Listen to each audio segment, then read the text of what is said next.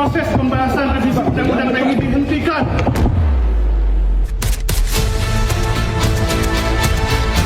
Karena penolakan-penolakan yang saya lihat di media sosial itu substansi dan masalah dari pasal-pasal yang ada itu sangat banyak yang tidak sesuai dengan yang dibahas.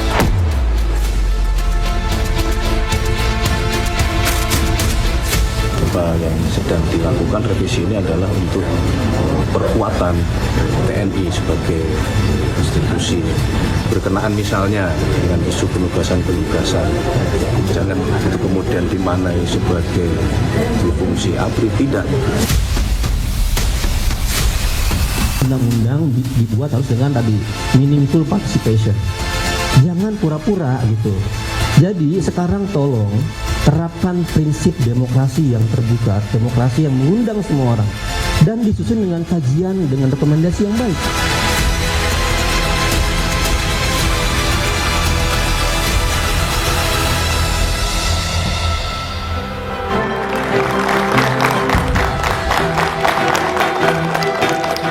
Selamat malam.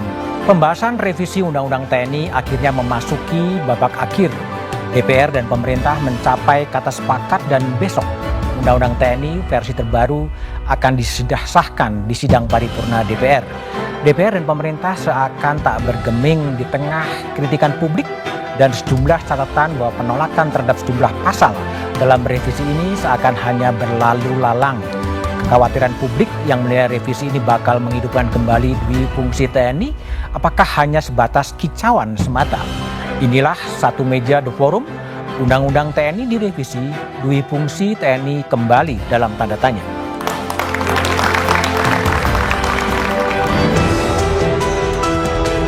Apakah RUU tentang perubahan atas Undang-Undang Nomor 34 Tahun 2004 tentang TNI dapat kita setujui untuk selanjutnya dibawa ke pembicaraan tingkat 2 pada rapat paripurna DPR RI untuk disetujui menjadi undang-undang?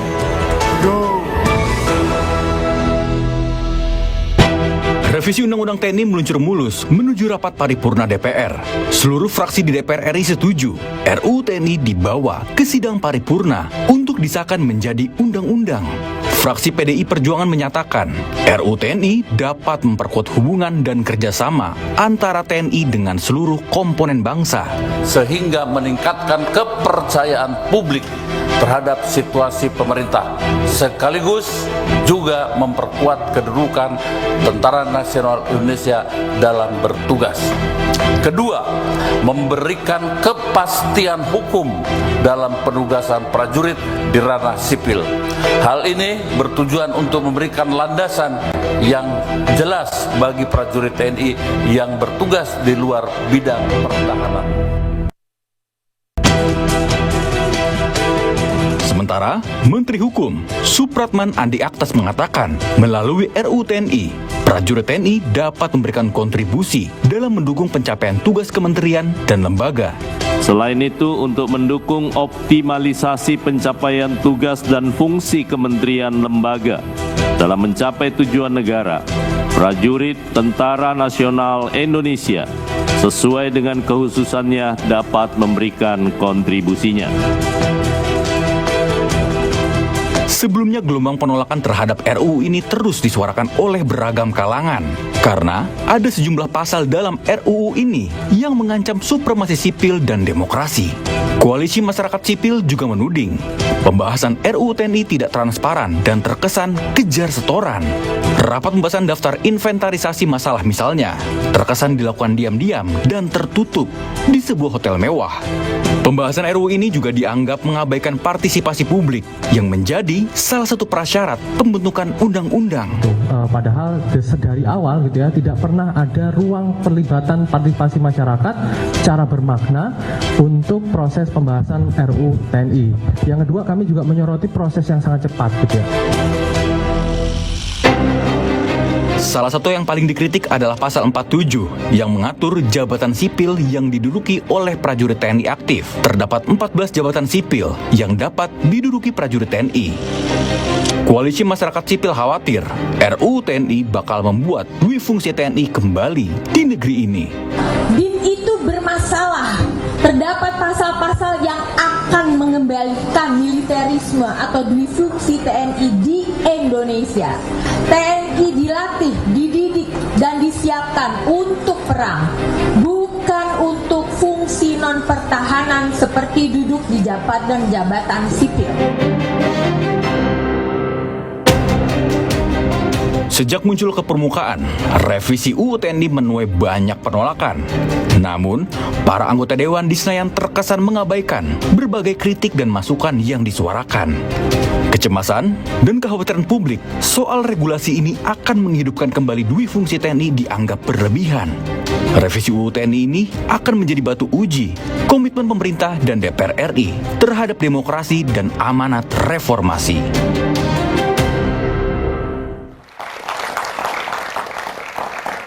Undang-Undang TNI direvisi, duifungsi TNI kembali dalam tanda tanya adalah tema satu meja The Forum malam ini. Telah hadir di studio Andi Wijayanto, Gubernur Lemhanas 2022-2023, Mas Andi. Lalu kemudian ada Bivitri Susanti, pakar hukum tata negara, malam, Bibit. Dan ada Rahlan Nasidik, politisi Partai Demokrat. Saya juga lagi menunggu hubungan dengan Oleh Soleh, anggota Komisi 1 DPR dari fraksi Partai Kebangkitan Bangsa.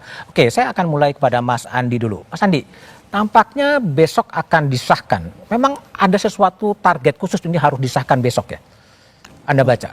Ya, kalau dilihat dari prosesnya, terutama yang dibahas inti kan pasal 47 dan pasal 53 ya. Secara pendalaman substansi memang tampaknya tidak membutuhkan perdebatan yang panjang.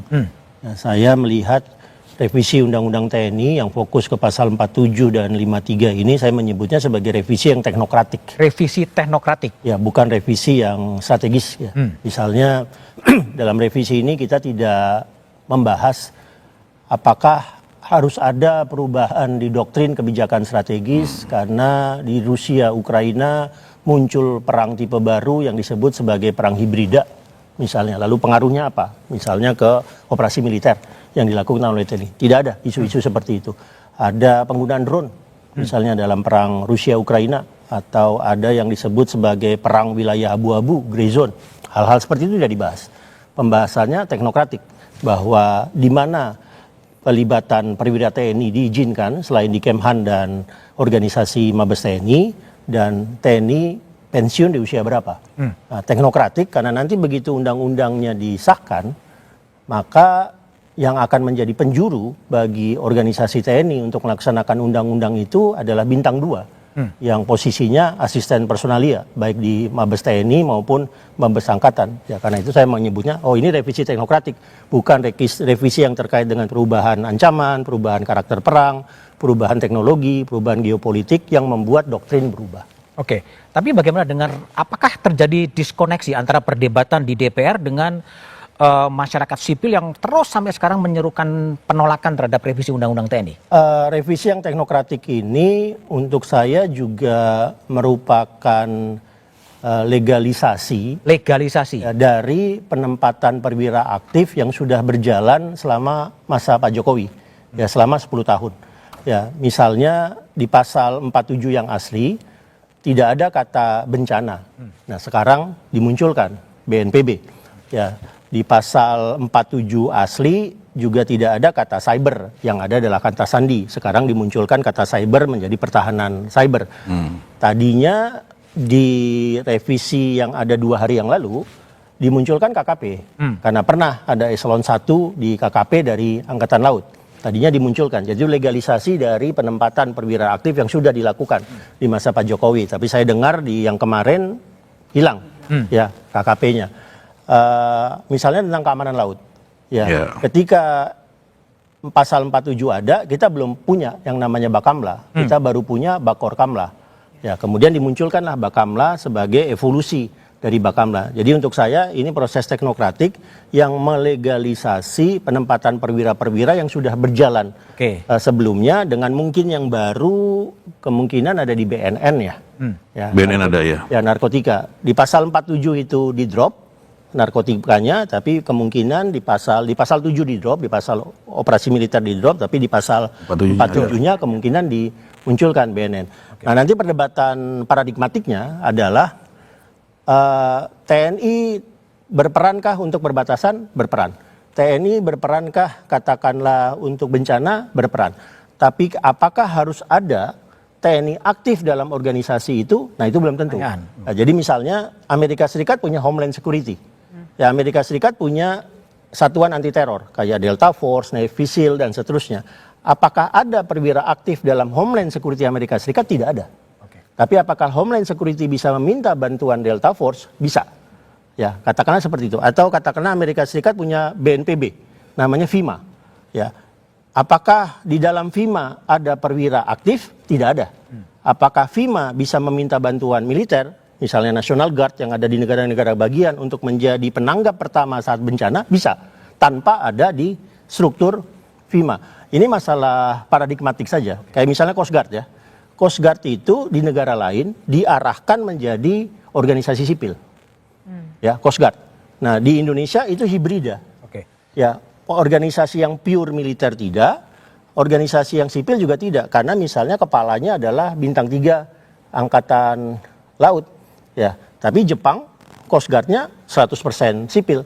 Amerika Serikat selalu pindah-pindah. Ya, Amerika Serikat itu Coast Guard-nya pernah di bawah Kementerian Perhubungan, pernah di bawah Kementerian Pertahanan, sekarang Coast Guard-nya berada di bawah Kementerian Homeland Security. Ya, karakternya sipil, murni sipil, tidak ada angkatan laut di situ. Coast Guard-nya bisa meminta bantuan Navy-nya Amerika Serikat bisa dengan permintaan dukungan dan seterusnya. Lagi-lagi ini masalah paradigmatik. Bagaimana militer dilibatkan untuk membantu tugas-tugas sipil pada saat ada kondisi-kondisi tertentu. Rahlan Nasidik yang pernah juga aktivis di Imparsial dan sekarang politisi Partai Demokrat. Kemarin teman-teman Kontras, Wali Mas Agil masuk ke Hotel Fairmont dan kemudian ingin merangsak masuk sebagai sebuah protes agar RUU TNI itu dihentikan. Apa yang Anda baca dari aktivis yang menyerukan penolakan yang sangat luar biasa itu? Saya kira kita sebetulnya bisa merangkum dan menempatkan semua polemik ini ke dalam suatu konstruksi dari usaha bersama untuk memproduksi dan memelihara ketatanegaraan dan kepolitikan yang demokratik begitu. Jadi seharusnya protes dari kalangan civil society itu dari awal memang ditanggapi dengan satu pengertian bahwa ini adalah suatu civic courage gitu dari kalangan masyarakat sipil untuk mempertahankan demokrasi yang kendati memang harus diakui memiliki akar traumatis begitu ya terhadap kekerasan militer di zaman Orde Baru yang kemudian dilembagakan dalam difungsi ABRI.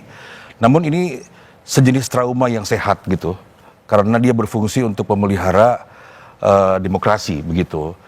Barangkali kalau kita bisa merujuk kepada satu pendapat dari seorang filsuf yang namanya Judith Sklar begitu, dia menunjukkan bahwa di Indonesia ini ide untuk memelihara kebebasan itu sebetulnya punya akar historis gitu, bukan sesuatu yang semata-mata dipetik dari langit begitu. Jadi dalam konteks konstruksi ini harusnya sedari awal misalnya ini memang dianggap sebagai suatu upaya perbedaan pendapat di dalam konteks memelihara tatanan demokratik itu. Jadi jangan dilihat sebagai suatu ambungan.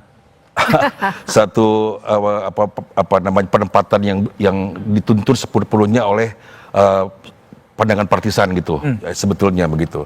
Tapi juga dalam konstruksi yang sama kita bisa mengatakan teman-teman dari kalangan civil society ini juga mestinya bisa melihat bahwa trauma yang sama juga dimiliki oleh kalangan-kalangan lain termasuk partai politik.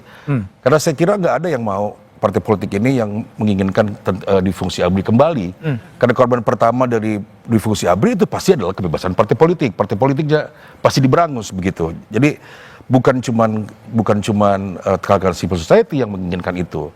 Bukan cuman kalangan politisi dan partai politik, tetapi saya kira juga kalangan militer, TNI juga tidak punya keinginan yang untuk mengembalikan hal itu gitu. Baik misalnya Panglima TNI, saya kira pandangannya bagus. Dia juga beberapa kali mengatakan bahwa kalau mau di jabatan sipil mesti mundur. Kan juga itu pernyataannya sebetulnya kan. Termasuk juga senior-senior TNI seperti Pak SBY misalnya. Yang dengan tegas mengatakan bahwa di fungsi ABRI ini setelah mengalami koreksi sejarah. Dan kita tidak mau menginginkan ini kembali. Dan kemudian untuk dikoreksi kembali gitu. Jadi secara sederhana kita sebetulnya bisa memahami bahwa ini ada keinginan yang bersama-sama untuk memelihara tatanan ketanegaraan yang demokratik begitu. Oke, baik.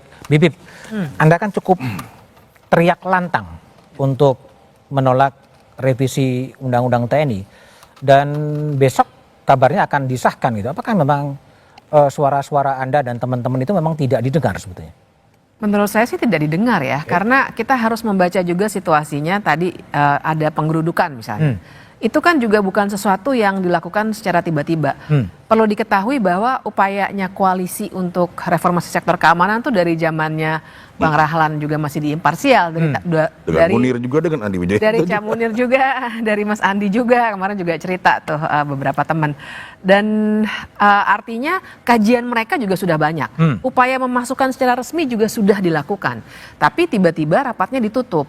Nah, kemudian ada yang kedua, waktu setelah penggerudukan itu, koalisi diundang. Tapi kan juga lucu, undangannya tanggal 18 untuk acara tanggal 18 juga. Oke. Dan datang tapi kan? Tetap datang. Saya sebenarnya kurang setuju tuh, tapi baiklah gitu ya. Masalahnya juga draftnya juga kami tidak pernah dapat sebenarnya. Makanya tadi kan masih yang ini draftnya mungkin yang udah tinggal 15 atau 16 atau dan lain-lain. Sampai barusan saya masih berdebat sama teman, jadi mana nih yang draft terakhir. Sampai sekarang juga nggak jelas draftnya. Nggak jelas, karena kami dapat dari WhatsApp. Barangkali Mas Budiman juga begitu. Harusnya itu kan ada di website DPR. Yang normalnya kan harusnya begitu. Kenapa yang ini bahkan besok mau diketuk, publik belum tahu. Memangnya serahasia apa? Karena ini undang-undang levelnya, bukan strategi pertahanan gitu ya. Nah ini yang saya kira harus kita baca. Memang proses legislasinya juga cacat. Cacat ya, ada Dan problem di situ ya, ada problem transparansi. besar. Ya. Oke, baik. Apakah betul revisi Undang-Undang TNI akan mengembalikan dwi fungsi TNI seperti pada era Orde Baru? Kita bahas setelah jeda berikut ini. Ya itu memang.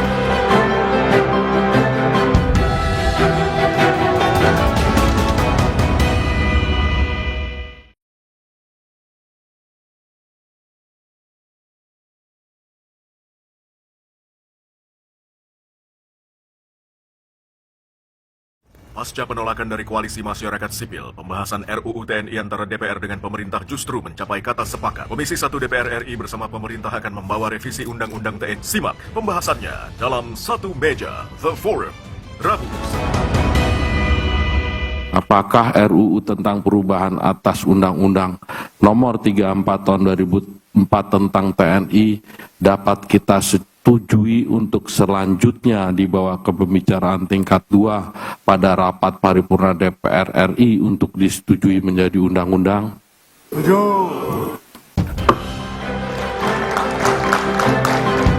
Masih bersama saya Budiman Tanrujo di Satu Meja The Forum. Sudah bergabung bersama saya Oleh Soleh, anggota Komisi 1 DPR dari fraksi PKB. Pak Oleh, malam.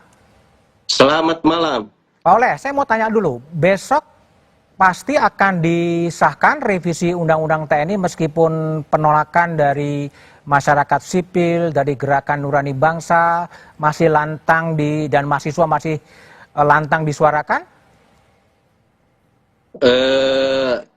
Hasil daripada rapat-rapat koordinasi dan rapat-rapat konsultasi, pimpinan sudah memutuskan bahwa insya Allah Ta'ala kalau tidak ada perubahan kembali, bahwa agenda paripurna besok akan dilaksanakan. Ada beberapa agenda yang dimana salah satu agendanya itu adalah pengambilan keputusan untuk diminta persetujuan terhadap RUU TNI untuk disahkan menjadi undang-undang. Oke, apakah itu artinya reaksi-reaksi penolakan publik lewat Gerakan Nurani Bangsa, lewat mahasiswa, lewat kampus, itu semuanya sudah diakomodasi oleh Panja dan Komisi 1 DPR? Pertama saya menyampaikan apresiasi yang setinggi-tingginya dan rasa hormat yang setinggi-tingginya kepada semua elemen bangsa yang terus ingin mengawal mengawal daripada TNI ini supaya pada koridor jalur yang semestinya sesuai dengan amanat reformasi. Bahwasanya masyarakat, semua elemen bangsa tidak ingin kembali di masa kelam. Masyarakat tidak ingin adanya hidup kembali tentang dui fungsi ABRI. Masyarakat juga tidak ingin bahwasanya sektor-sektor publik, sektor-sektor jabatan-jabatan yang semestinya diduduki oleh masyarakat sipil ini juga tidak serta-merta diduduki oleh TNI. Nah, ini apresiasi ini ya saya sampaikan, dan jujur saja kami DPR merasa terbantu, kami juga DPR merasa dibarengi oleh seluruh elemen bangsa. Hanya saja perlu diluruskan. Perlu diluruskan bahwa apa yang menjadi kekhawatiran seluruh elemen bangsa di dalam pembahasan draft RUU Undang-Undang TNI yang masuk ke Panja ini berbeda dengan RUU yang beredar di masyarakat luas. RUU mana sebetulnya yang resmi, yang formal dibahas di Panja itu sebenarnya yang mana? Yang dibahas di Panja ini kan merupakan sebuah finalisasi hasil dari satu konsultasi minta saran pendapat dari seluruh elemen bangsa. Saya jumlahnya kalau nggak salah di atas 15-20 kelompok yang mewakili daripada kelompok-kelompok masyarakat, termasuk diminta saran dan pendapat pandangan dari TNI itu sendiri. Nah, sehingga kami di Komisi 1 ini betul-betul mendengarkan dan menimbang, banyak menimbang bagaimana aspirasi masyarakat ini harus terakomodir di dalam perubahan undang-undang ini gitu. Di mana itu Mas Oleh yang aspirasi publik yang sudah didengar dan dipertimbangkan dan diakomodasi pada pasal mana?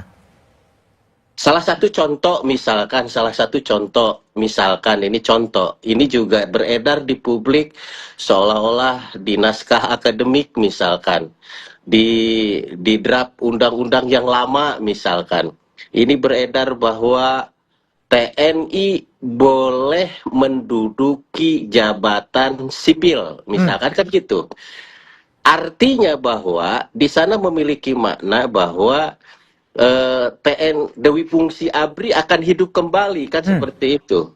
Kan begitu kan? Nah, sementara masyarakat kan nggak mau seperti itu. Kalau misalkan dia mau menduduki jabatan sipil, syaratnya adalah keluar atau nonaktif atau pensiun.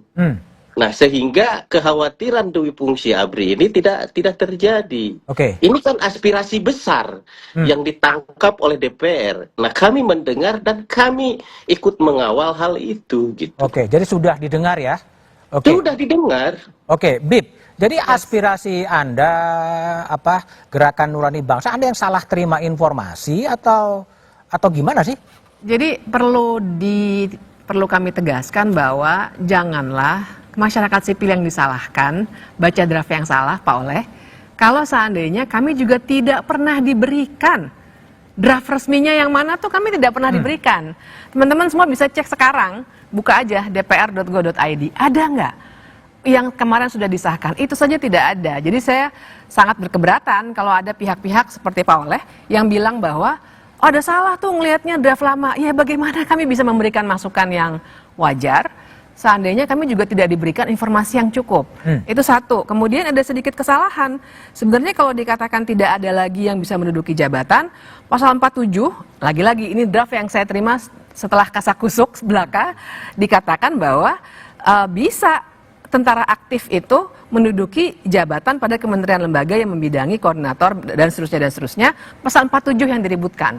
Jadi saya kira ada jangan-jangan beberapa anggota DPR juga tidak lebih rinci membacanya begitu ya. Dan kalau saya ingin menggarisbawahinya di soal proses yang dikatakan sudah seakan-akan ini normal gitu ya, kita bisa dapat draft dulu, jadi memberikan masukannya maksimal.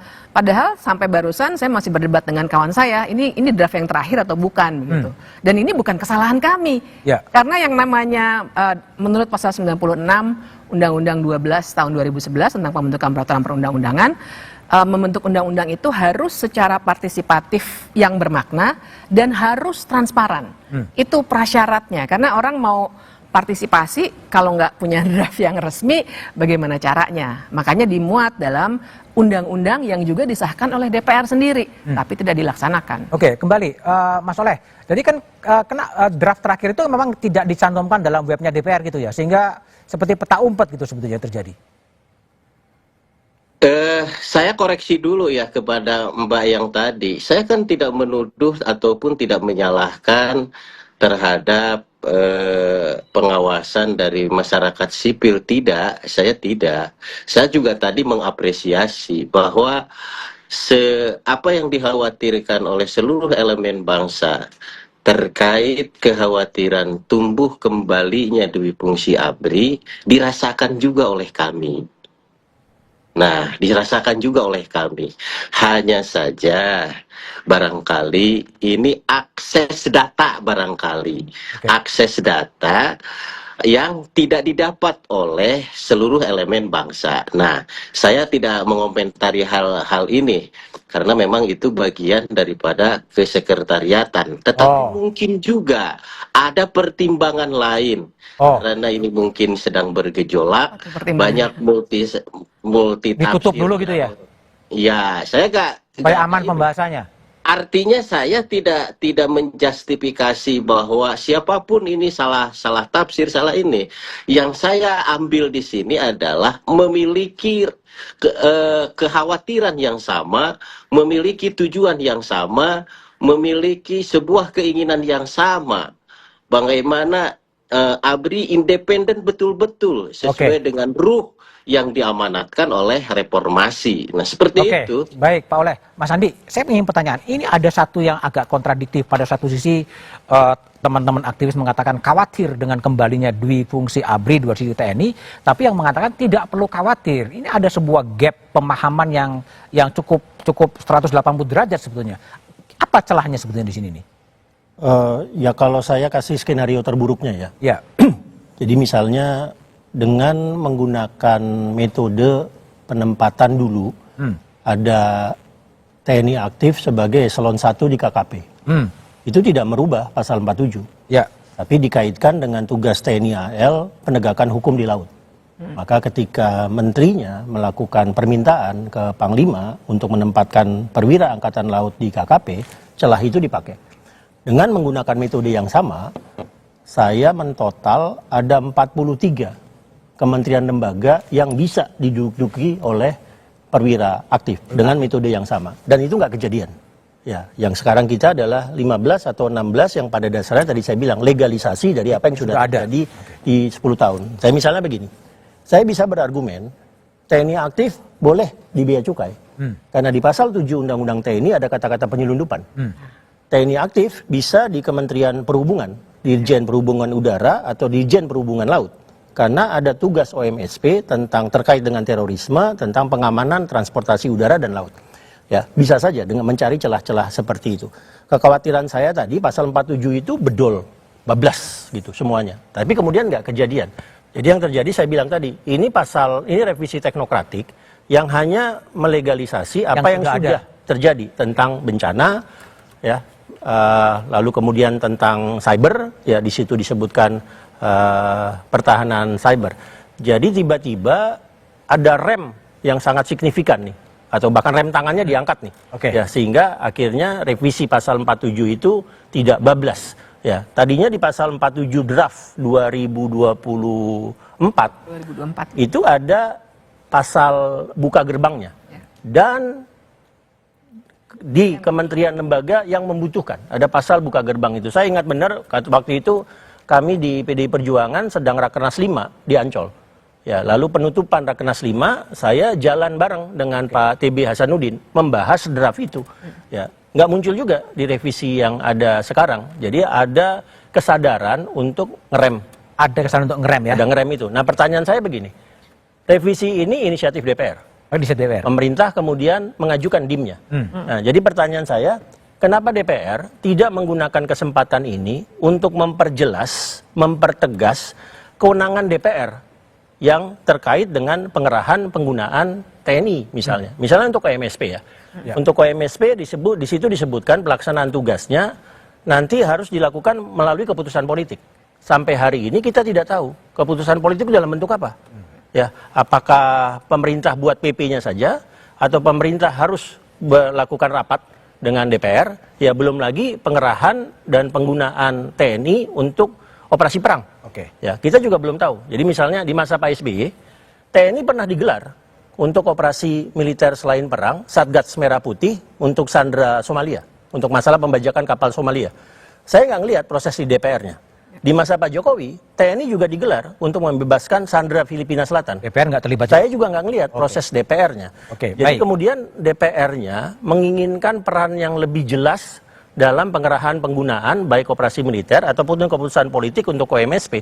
Nah, itu yang bagi saya kalau ini inisiatif DPR, mestinya DPR masuk di situ. Tapi dia tidak untuk ya? memperjelas itu. Baik, Karena beberapa kali pengerahan atau penggunaan tanpa ada pelibatan DPR sama sekali. Baik, Alan, saya ingin tanya pada Alan ya. Kira-kira kalau ini kemudian nanti disahkan, diketok besok, kira-kira masa depan demokrasi itu akan jadi seperti apa? Karena ada posisi Mahkamah Agung, ada posisi Jaksa Agung yang terbuka peluang itu diduduki oleh TNI, tapi jawabannya setelah jeda berikut ini.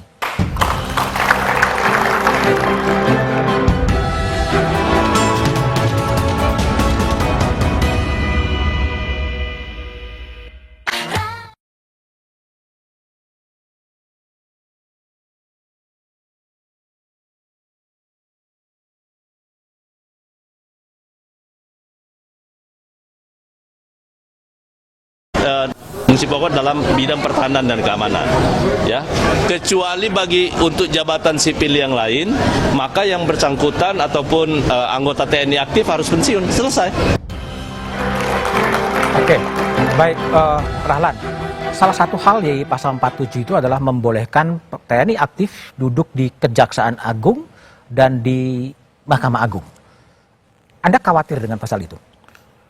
Sejujurnya saya nggak punya kekhawatiran terhadap revisi ini. Kalau memang gini, saya tadi sudah bilang bahwa yang namanya penolakan terhadap fungsi ABRI ini adalah sesuatu yang sangat punya akar historis yang sangat kuat. Dus pada sebaliknya dukungan terhadap profesionalisme TNI itu juga sangat kuat. Artinya sikap hati-hati masyarakat ini akan terus berjalan dan tidak ada hari libur begitu Pak Budiman. Nah, mengenai persoalan apakah Jaksa Agung, bukan undang-undang di fungsi ABRI itu bisa kembali, ya kita harus terus cegah dengan sebelum Oke, kalau rumusnya adalah soal Kejaksaan Agung dan Mahkamah Agung. Kalau itu kan sebetulnya konsekuensi dari masih adanya peradilan militer kan, sepanjang kita masih belum menempatkan TNI di bawah dalam konteks kejahatan umum itu tidak di bawah pengadilan sipil, ya sepanjang itu pula kan selalu ada kompartemen yang bernama pengadilan militer, dan di situ pasti ada jaksa militer, pasti ada ada juga hakim untuk itu. Jadi memang kalau saya ditanya, kemarin saya diskusi dengan kawan-kawan, saya ditanya apa yang paling saya perhatikan, yang saya paling perhatikan yaitu sebetulnya kalau kita mau menyelesaikan ini soal mengukuhkan supremasi sipil ini, ya PR mengenai pengadilan militer itu yang sebetulnya harus dijawab, diselesaikan begitu. Oke. Nah, kembali kan ke masih ada. Mas Oleh. Jadi apa sih persisnya rumusan pasal 47 yang membolehkan prajurit TNI aktif duduk di posisi Kejaksaan Agung dan di Mahkamah Agung?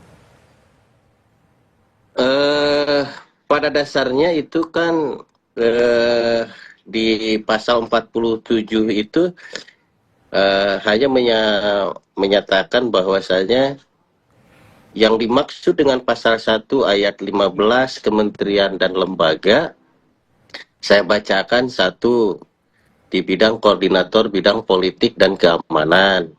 Yang kedua pertahanan negara. Yang ketiga, Dewan Pertahanan Nasional. Yang keempat, Kesekretariatan Negara yang membidangi urusan Kesekretariatan Presiden dan Kesekretariatan Militer Presiden.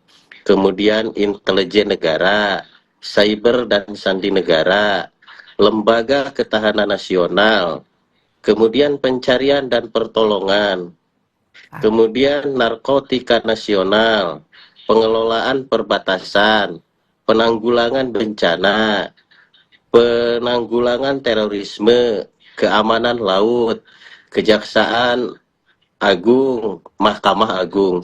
Nah, perlu diketahui oleh bersama, ini itu semua existing di Undang-Undang 34 tahun 2004 ya. Kemudian tambahan-tambahan lain itu kan ada di Kepres kan seperti itu.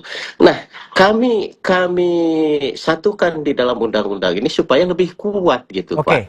Dan artinya gini, Mas Oleh, kalau kemudian masyarakat sipil menafsirkan bahwa Presiden boleh saja menunjuk Jaksa Agung sebagai perwira aktif, tidak salah kan tafsir itu?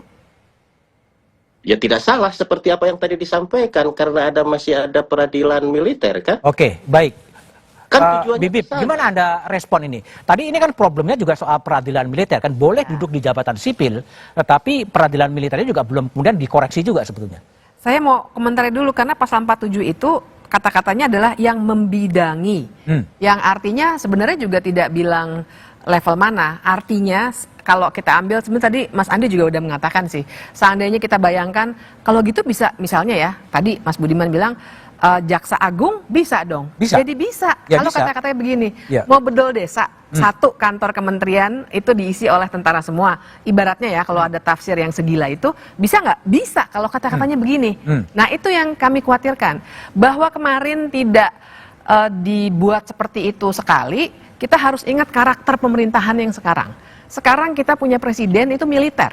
Dan kalau saya sih membacanya memang sudah ada karakter komando di kabinet kita yang sekarang. Bisa diceritakan lebih jauh lah. Tapi kan bahkan menteri-menteri saja beberapa memang ada juga tentara aktif begitu. Yang artinya kalau dulu tidak digunakan sampai bedol desa seperti skenario terburuk yang kami bayangkan, jangan-jangan dengan tafsir yang begitu luas terbuka nanti bisa digunakan. Nah, kalau peradilan militer kan harus dibedakan ya. Sekarang itu harusnya dikecilkan saja di jampit mil itu kalau di kejaksaan. Ya kenapa nggak spesifik jampit mil? Spesifik, ya. Kalau itu ya memang ini konsekuensi dari ketentuan di konstitusi bahwa kita masih punya peradilan militer. Di Mahkamah Agung juga ada kamar peradilan militer.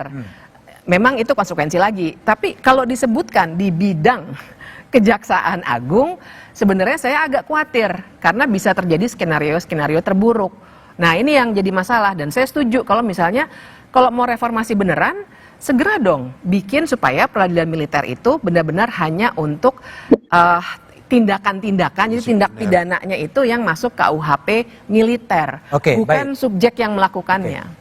Baik, Mas Andi, gimana nih soal kontroversi penafsiran yang agak liberal bahwa pada satu saat bisa saja Presiden menunjuk Jaksa Agung di perwira tinggi?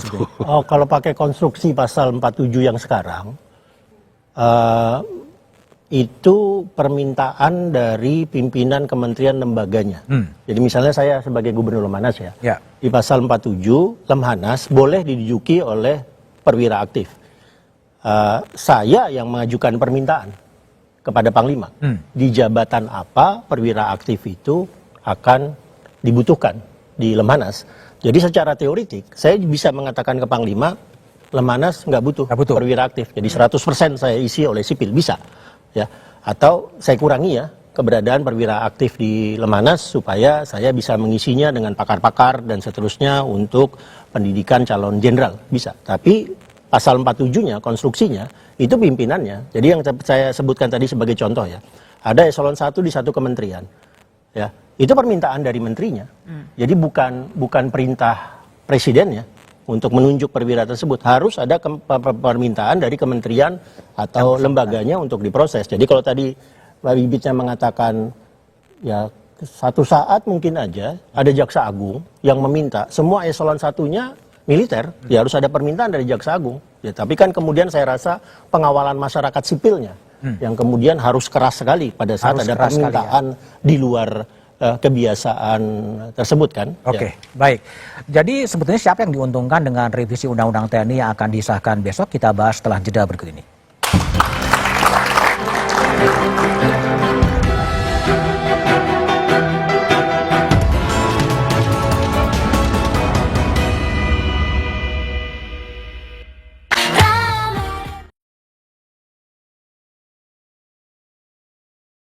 Pasca penolakan dari Koalisi Masyarakat Sipil, pembahasan RUU TNI antara DPR dengan pemerintah justru mencapai kata sepakat. Komisi 1 DPR RI bersama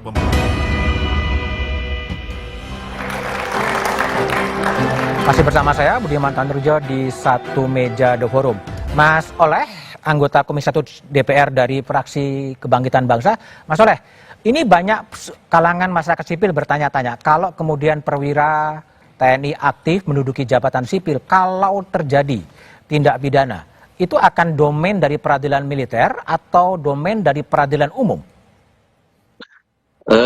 Dapat saya informasikan bahwasanya di draft undang-undang yang kita bahas bersama di Panja ini tidak ada pasal terkait bagaimana status hukum perwira aktif jika terjadi melakukan pelanggaran pidana. Apakah pelanggar pidana bagi prajurit aktif ini akan diadili di pengadilan militer atau di pengadilan sipil? Nah, kami tidak membahas itu. Kalau tidak ada pembahasan itu, berarti existing undang-undang yang masih berlaku, bahwasanya jikalau TNI aktif melakukan tindak pidana, ya otomatis bahwa yang bersangkutan akan diadili di peradilan militer. Oke, baik. Bib, gimana Anda respon? Ini salah satu yang mengganjal adalah soal responsibility kepada umum atau kepada militer. Ada gap kelihatan juga di situ. Betul, dan kita punya referensinya, misalnya waktu itu ada dugaan tindak pidana korupsi untuk pengadaan helikopter, dimulai disidik oleh KPK, nggak bisa dilanjutkan. Bahkan yang baru-baru ini sampai pimpinan KPK-nya minta maaf pada TNI waktu itu. Karena memang yang sekarang masih dilihat adalah siapa yang melakukan. Kalau dia tentara, maka langsung masuk pidana militer. Padahal kan itu bukan equality before the law dong. Nah, memang ada putusan MK yang mengatakan bahwa harusnya yang dilihat tindak pidananya. Tapi yang sudah terjadi adalah putusan MK itu masih diabaikan. Jadi harusnya ini yang harus jadi perhatian. Karena bayangkan kalau sudah masuk jabatan publik, sudah ada kan sekarang pun gitu, sudah masuk BUMN, kalau ada tindak pidana korupsi atau misalnya kekerasan seksual atau apapun lah yang kita bisa lihat di Kitab Undang-Undang Hukum Pidana, berarti perlakuannya jadi berbeda antara manusia biasa non militer dengan tentara gitu. Itu yang harusnya jadi prioritas justru. Oke, Mas Andi, kalau ini kemudian digolkan besok dalam revisi Undang-Undang TNI, siapa sih yang paling diuntungkan dalam kasus ini? Ya, tadi pertanyaannya karena ini inisiatif dari DPR, ya. Kenapa DPR masuk dalam untuk mengusulkan perluasan pelibatan TNI di Kementerian Lembaga? Kenapa DPR masuk teknokratik untuk memperpanjang usia pensiun? Ya, ini bukan usulan dari Panglima loh. Ya. Ini usulan dari DPR. Jadi apa misi politik DPR ketika tadi pasal 47-nya diperluas, usia pensiunnya diperpanjang. Jadi kalau saya jadi Panglima, lalu saya akan bertanya nih ke DPR yang mengusulkan ini, dengan perpanjangan usia pensiun menjadi 62, 63, bahkan kalau untuk bintang 4 menjadi 65, kebayang nggak kemungkinan penumpukan perwira berikutnya? DPR mengusulkan solusi apa? Ini kan usulan DPR. Ya, Panglimanya hanya menanggapi saja. Ya, sama dengan tadi, misalnya tentang penempatan di luar Kemhan dan Mabes TNI ya. Ya, lalu tadi misalnya tentang Bakamla. Oh, berarti DPR tetap mempertahankan status quo bahwa Bakamla itu di Indonesia hibrida antara sipil dan militer, tidak seperti negara-negara lain yang Bakamlanya didorong untuk menjadi civilian Coast Guard. DPR-nya mengusulkan hal tersebut. DPR-nya tidak menggunakan kesempatan ini untuk mengkaitkan dengan fungsinya. ya tadi dalam pembentukan keputusan politik, dalam pengerahan, dalam penggunaan atau kewenangan DPR untuk mengusulkan anggaran khusus, anggaran tambahan kontingensi untuk operasi militer selain perang.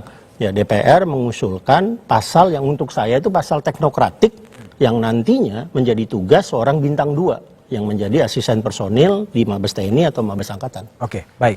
Alan, kalau lihat besok akan diketok, apakah Anda memprediksi tetap akan ada challenge, ada perlawanan-perlawanan dari masyarakat sipil terhadap rancangan undang-undang TNI?